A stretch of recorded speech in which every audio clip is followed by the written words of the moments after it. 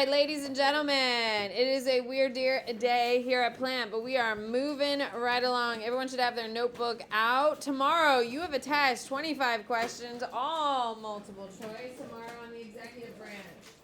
I cannot stress enough that you really need to look at your breakdown because your breakdown has everything done. I would also like to remind you, a lot of you have not submitted your breakdown, and that was from Friday of last week. It needs to be turned in before you come to school tomorrow. Starting next week and going forward, there will be deadlines. Also, fun fact, Friday is week 6. Do you know what is week 7? Yay! Half of your exams are essays. So we will write. We will write. And it's a wonderful way to review your material. Are we having some real PTSD back in this room right now? No, I'm giving you writing week on Friday.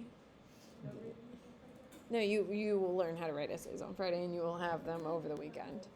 It's not my fault. This is like how it is. You just saw it. It's been that plan. If we already did a full year of writing, we still have to No, you don't have to do anything you don't want to do. It's just going to be a 0 in the grade book. Did you know they changed the AP grading thing to 4 documents? Hi, I am well aware of AP World. We are in APGov right now, and then you have a test tomorrow. Don't wink at me. Don't wink at me. I'm not winking. I'm twitching my eye. Sure.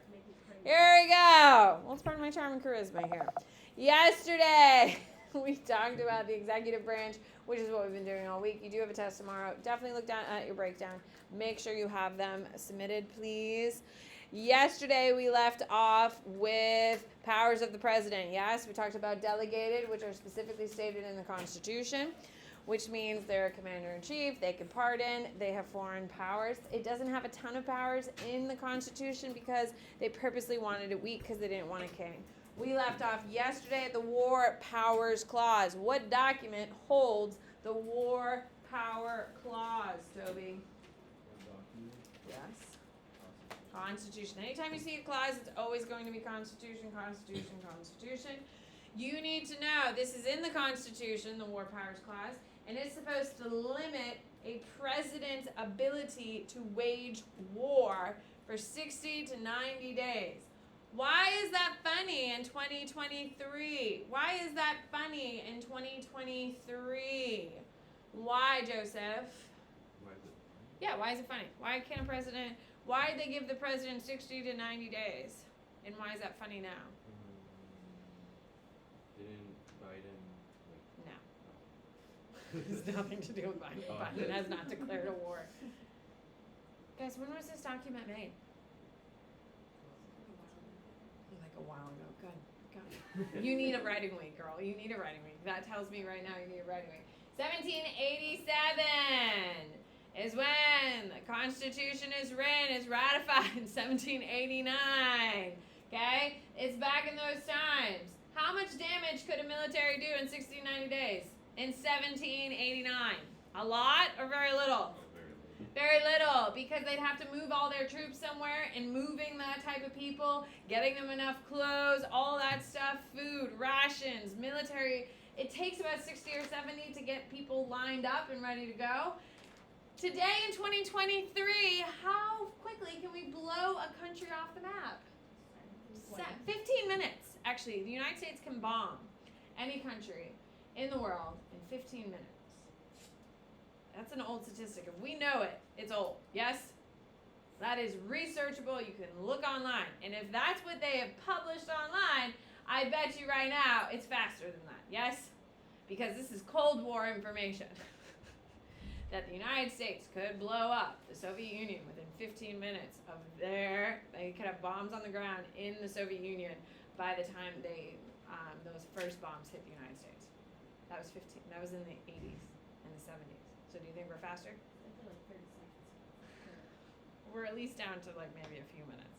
Okay? With that being said, ladies and gentlemen, this is why it's kind of funny. Okay? 60 or 90 days for a president today in 2023. I mean, we can destroy the world if we wanted to in 60 or 90 days. Okay? So that's one of the things you do need to know is the clauses. Okay? Powers shared with Congress. Write it down. Powers shared with Congress. You need to know both the president and Congress can sign treaties. Why can a president sign a treaty? What power does the president have that gives them the authority to sign a treaty? Roth. The foreign policy. Foreign policy is technically under the president, but Congress still has to kind of coincide, which is why it's a both power. It's a shared power. You need to know that both Congress and the president can appoint ambassadors. Both appoint ambassadors, okay? Typically, the president gets to select them, and then Congress confirms. You need to know that language. Congress usually confirms, which means they kind of like, hey, are you capable of doing the job? There are different types of ambassadors. You have politically appointed ambassadors, and then you have bureaucratic ambassadors, or people who have come up through the system. Okay? If you gave Joe Biden $6 million for his campaign, what is he probably going to give you? An ambassadorship. You get to become the ambassador of some random place in the world. Jamaica is actually one of the most, for non-political places, Jamaica, right? Is Jamaica have any military consequences on the United States? Any economic? Not really. You just go there and live in a fancy house, and like you get to be called ambassador for the rest of your life, and it's a pretty cool title. Jamaica, who cares what American? If you bought yourself in, you can do it. Now, in places like North Korea and Russia, do we want smart, intelligent people who understand the problems in the relationship between Russia and the United States in place there? That would be a bureaucratic appointment. Does that make sense? So there's two types of appointments. The spoil system, you know how we talked about that before? To the victor go the spoils. President gets to appoint like stupid places that, who cares? Okay? And then they typically put bureaucratic, or people who should be in charge of really important places. Like China. Do we want an idiot working in China as ambassador to the United States? Absolutely not. So that's where we have it. You also need to know they both have to approve legislation. They both have to approve legislation. How does the president approve of legislation? What do? They approve legislation by vetoing it? They what? They sign it. They sign legislation. Okay, so you need to know that there are, when we talk about legislation, they can either sign it into law, write it down, they can sign it into law, or they can what, Ross, since it's apparently the topic of the day for you? Veto! They have two choices. They can sign it into law, or they can veto. Veto means what? Bryson, what does it mean? Like deny. Yeah, it denies. There's different types of veto. The first, what a veto is, means they deny or they block a law from becoming law. Can Congress overturn a veto? Yes, with what? I think it's two-third majority of both houses. How common is it? Put a big star. Right. Vetoes are very uncommon. Why? And it's not a president thing. Why? Why would the Speaker of the House? How does the Speaker of the House impact this? That's the answer here. The Speaker. What is the Speaker doing, Eva?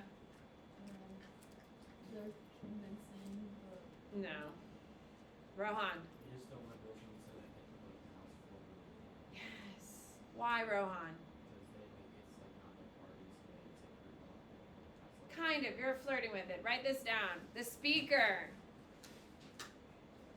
isn't going to work on legislation that the president will veto. Why? Why wouldn't a speaker want to work on something the president is going to veto? It's a what, Roth? Oh, I was gonna say it's a lot of work to To fail. yeah. It's a waste of time. They'd rather work on a bill that has a chance of actually getting signed into law. Okay? So you have to understand, the president obviously plays a role, but it's really the speaker who picks what actually gets through the House. They're the ones who decide, this isn't going to pass because there's no way Joe Biden's going to pass it, and we don't want it vetoed. And that's just a waste of legislation, because the idea of getting 2/3 of both houses to agree on something is almost impractical. Andrew. I have to go to the color.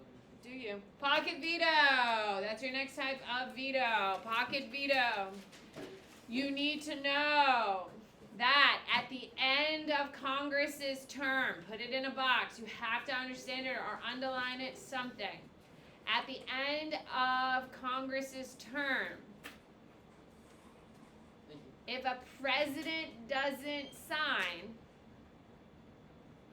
at the end of Congress's term, if the president doesn't sign, it dies.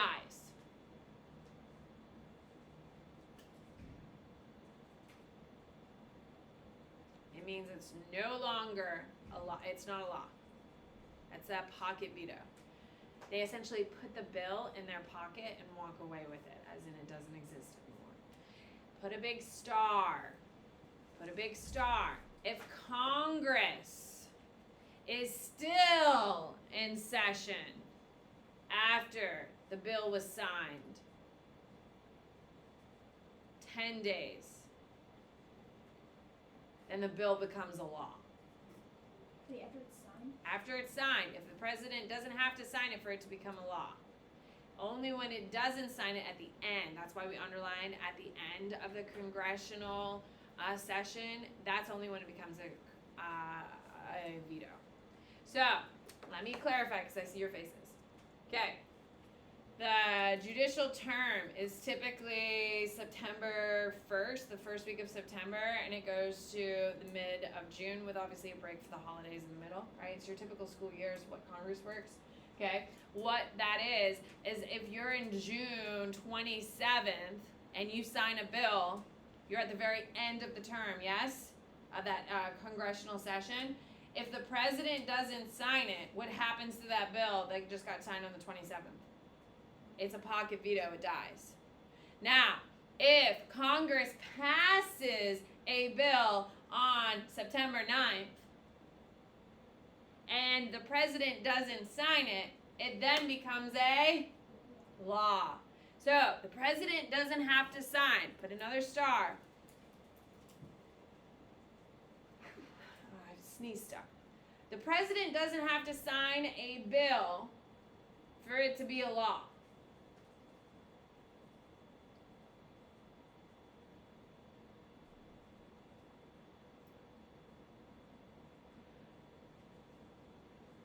Okay, they don't have to sign it. There are lots of bills that have been passed through Congress that presidents don't sign because they're not particularly excited about it. Does that make sense?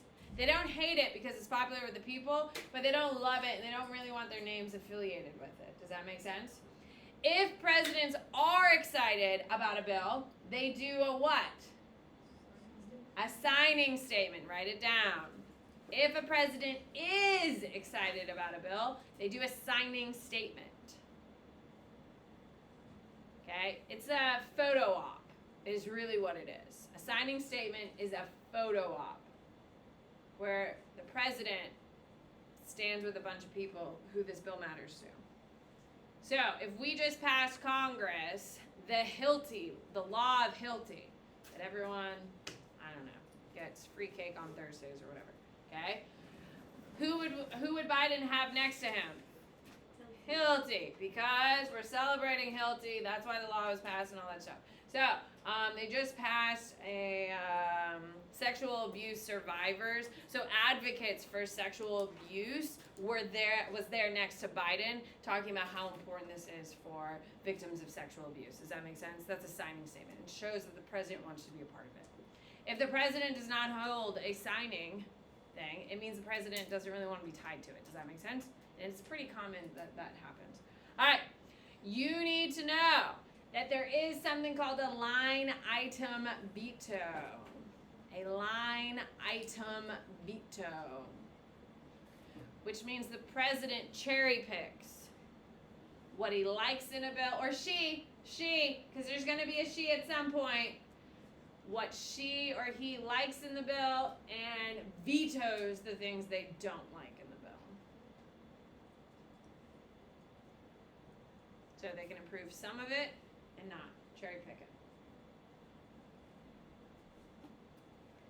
I cannot reiterate this enough. How often do vetoes happen?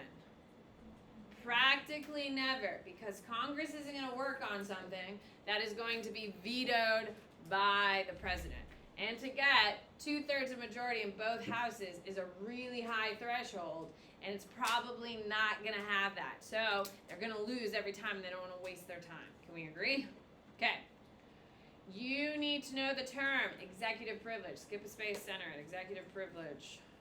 We should be familiar with this term. I don't think I've ever heard it more than I have in the last year.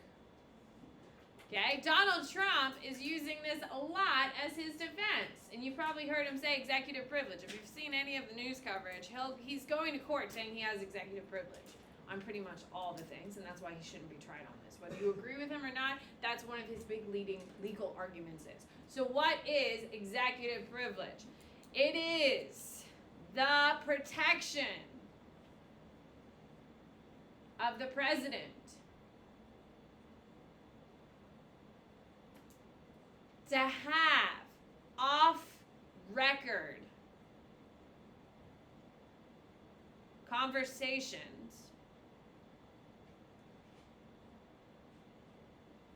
with legal and top advisors for national security. What do you got, Ava? Can you just go over the difference between this and prior restraint? Because I thought that Prior restraint is completely about suppressing media. it's only about media. It's only about media. That they can go and say, I don't like that headline because it's prior restraint. You have to change it. And they'll be like, shit, okay, I have to do it because it's a thing of national security, because it's tied to national security. Executive privilege means the president can have conversations that cannot be talked about in public. You need to understand why. Why? You should all be thinking, why does the president get to have this? Why? This is what you're going to write down. Why? So the president can make fully flushed out decisions without being punished.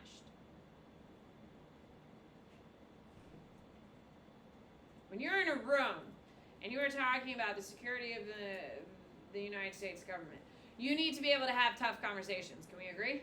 Hello?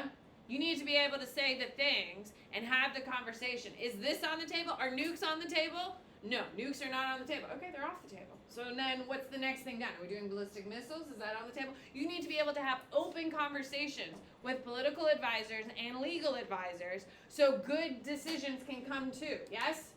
You need to have cool heads prevail. You need to be able to have tough conversations. That's what executive privilege is supposed to protect. We want the president to be able to say things, to ask questions, and not be fearing, what if the public knows if I ask, should we use nukes against Russia? Is that a good look or a bad look if that news got out?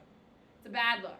So, executive privilege is supposed to protect the president's ability to get information in order to facilitate better decisions.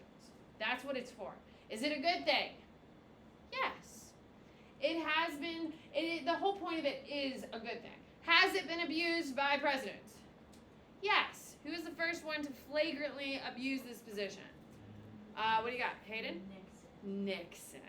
Nixon is going to be the first one to really abuse this in a very public way when he said nothing happened in the Watergate scandal. Well, you may not know what actually happened at Watergate, but you know it was enough of a scandal for him to leave office, yes? He said it was all under executive privilege. Well, it's not under executive privilege because it wasn't about national security. It was about political enemies, okay? So, executive privilege is to protect presidents so they can have open dialogue with major players and get to a good solution, okay? That's what it is. Now, when we are talking about executive privilege, we also need, this is one of like the positive things about being a president is you can have executive privilege, and that allows you to have some flexibility. You also need to know executive actions. So you have executive privileges, and now you have executive actions. This is when the president creates a law outside of Congress. This is when the president creates a law outside of Congress. It is a modern day thing. Guess what 3 presidents have done the most executive actions than any other 3 presidents? Hayden. Trump, Obama, Biden. Yeah. Those 3 have done more executive actions than all the presidents before them combined. Okay? Executive action means the president signs into law something that affects the whole United States. Probably you guys are most familiar with the idea of student loan forgiveness, yes? Biden signed into law student loan forgiveness, saying that every student has been forgiven of their student loans. You don't have to pay them back. And it was signed into law. So all debt-covered people were all like, woo! What happened to it? Unconstitutional, right? So what happened to it? What fancy term? Judicial review occurred, and the Supreme Court said that's unconstitutional because the president is not responsible for a treasury. Because what branch holds it? The legislative branch is in charge of it. So they got deemed unconstitutional. The president that has a record of executive actions is actually Donald Trump. Donald Trump is number 1, Obama is number 2, Biden is number 3 in the order. As soon as Donald Trump got into office, he X'd out all of Obama's executive actions. He literally can cancel it. Because, and you do need to write this down, getting rid of an executive action is easier than an act of Congress. Okay? Getting rid of executive actions is easier than an act of Congress. Now, when Joe Biden came into office, what did he do to all of Trump's executive actions? He canceled them all. So, good look or bad look? I'm talking about the whole process. It's not really a great look, and this is why in the modern American politics, have presidents grown too strong? What is at the core of this argument? Executive actions. Because more presidents are using executive actions now than ever before. Okay, let's talk about popularity. Is your next subheading, please? Okay, popularity. Put a star. The more popular the president, the more popular a president, the more they get done. What does that mean? What does that mean? Toby, what does it mean? I don't know, like they have other people working for them. Yeah, well, they always have people working for him. Right now, Joe Biden has abysmal numbers, right? A huge poll came out yesterday that says only 40% of Democrats would vote for Joe Biden in 2024. 40% of Democrats. Is that half of Democrats? No. So, Joe Biden might be primaried. And you have never lived in a time where a sitting president has been primaried. Because it hasn't happened since Lyndon B. Johnson. Okay? That is how big of a deal yesterday's poll is. The Democrats are literally shaking. Because even Democrats don't really like Joe Biden at the moment. Okay? With that being said, ladies and gentlemen, the more powerful, the more liked you are, the more power you have. That means if the president, who is our most recently highest rated president in popularity? Obama. When he took office, he is one of the highest likability of any president who's ever taken office. Okay? Lots of people didn't like it, but everyone was celebrating the moment, and he had a very high positivity rating. Because of that, he got a ton of things through Congress. Why was Congress willing to work with Obama as much as they did? Even all the Republicans in Congress was going along with Obama. Why, Hayden? It's what the people wanted. The higher your popularity percentage is, the more Congress is going to agree with you. Write it down. The higher your popularity is amongst the American people, the more cooperativeness you're going to have in Congress. Makes sense. Because collectively, if America likes the president, Congress is going to do whatever the president wants, yes? Because they don't want to piss off the people who vote them. Okay, with that being said, the president is the most popular in their first 2 years in office. That's typically when presidents have their highest ratings. Presidents are the most popular in the first 2 years. You need to know that. You need to know that most presidents lose. Most presidents' parties lose during the midterm of their. So, if we have a Republican president, okay, no matter how popular or not, at the midterm, so 2 years into his term, his party typically loses seats in the House and the Senate because everyone blames the president for everything, correct? So at some point, your numbers are going to go down, and obviously, does Obama's go down? I think he left office with like 59, maybe 60% popularity. The height of he was at like 76% of Obama. Okay, so he does go down. Okay, with that being said, in the midterms, you typically lose support in Congress. Write it down. You need to know that. You typically do. Now, there's only one president in their midterms since the 1800s who actually gained support in the midterms. Does anyone know what president it is? Biden.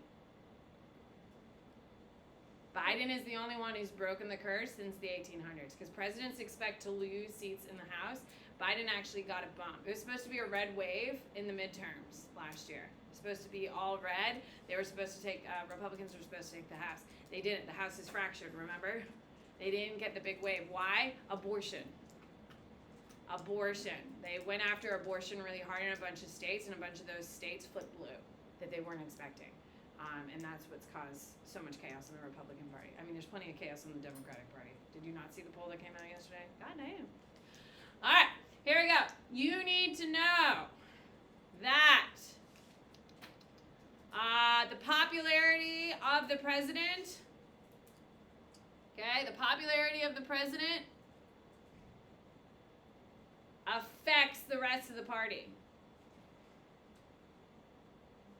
Affects the rest of the party. So, if we have a bad president in office, that is a Republican or a Democrat, that is going to hurt them in the next election, correct? Because a lot of people will vote for the other side of the party, usually. Present times cannot be included. It's too hard to see historically. So, if you have a president that is unpopular, they typically will vote the opposite. Does that make sense? Like right now, the abortion thing is a big deal throughout the whole country, so I don't know what is going to happen in 2024. But we can all agree Joe Biden is not very popular. So, the typical thing that happens is because Biden is Democrat, who's probably going to be in office next in 4 years? A Republican. If you look at the history of the presidential office, it swings back and forth, yes? We went from Obama to Trump to Biden, yes? It's very much like that. Sometimes you get 2 terms. Usually you get 2 terms. You usually don't have a single term president. You went from George W. to Obama to Trump to Biden. That's how it usually swings back and forth because people get annoyed with the president at a certain point and they vote for the opposite. Okay? So that's how it typically goes. Okay. Reasons for a decline in popularity. It's not a new subheading because it's all about popularity. Reasons for a decline. What is the number one thing that your parents are pissed off at Joe Biden probably about? What do they complain the most about? Gas prices is a huge deal. And inflation. Okay? Gas prices and inflation. Economic factors are the number one reason why people turn on a president. Okay? You need to know, the one thing that makes presidents all liked is war. Every time a war is declared or a conflict occurs, president numbers go up. Isn't it suspicious that sometimes conflicts occur right before an election? World War III incoming, I tell you. Don't say that. Anyway, president numbers go up after they join a conflict. It's a patriotic kind of thing. See ya! You have a test tomorrow. It's going to be awesome. Best day ever! Aren't you glad you were here, Marin? Aren't you glad you were here? Yeah. We used our time efficiently. Hopefully you agree. Now are you leaving? Yeah. Good for you. Take me with you, please. This 4 pen has only lasted 5 minutes. Where's your stuff? That's a lot.